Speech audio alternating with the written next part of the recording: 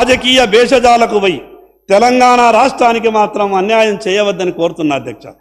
ఎందుకు ఈ విషయాన్ని నేను ప్రస్తావిస్తున్నానంటే, ఆ రోజు మాజీ ముఖ్యమంత్రి గారు స్వయాన ప్రధానమంత్రి గారు తెలంగాణ రాష్ట్రానికి అభివృద్ధి కొరకు శంకుస్థాపన కొరకు తెలంగాణ రాష్ట్రానికి వస్తే ఒక రాష్ట్ర ముఖ్యమంత్రిగా ఆ సభలలో ఆ శంకుస్థాపనలో ప్రారంభోత్సవాలలో పాల్గొనకుండా తెలంగాణ ప్రజలందరినీ కూడా అవమానపరిచే విధంగా ప్రయత్నం చేశారు అధ్యక్ష. ఇక్కడ ఈ రాష్ట్రంలో ఉన్నటువంటిది ప్రభుత్వం. నరేంద్ర మోడీ గారి దగ్గరకో భారతీయ జనతా పార్టీ మంత్రుల దగ్గరకో వ్యక్తిగతంగా పోతలేరు అధ్యక్ష.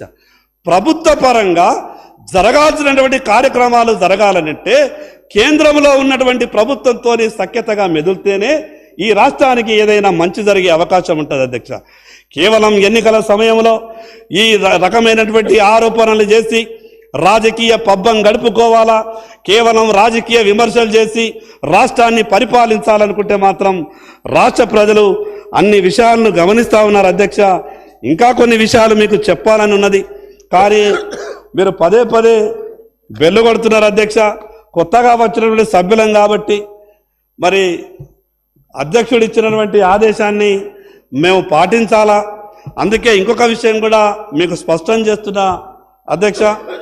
ఈ వెనుకబడ్డటువంటి ఆదిలాబాద్ జిల్లాలో గౌరవ ముఖ్యమంత్రి గారు, మీ ద్వారా గౌరవ ముఖ్యమంత్రి గారికి విజ్ఞప్తి చేస్తున్నా, వారు ఇచ్చేటటువంటి రిప్లైలో సమాధానం చెప్పాలా. తెలంగాణ రాష్ట్రంలో ఒకే ఒక్క ఎయిర్పోర్ట్ ఉన్నది, మరి రెండవ ఎయిర్పోర్టుగా అభివృద్ధి చేయడానికి ఆదిలాబాద్కు అవకాశం ఉన్నది.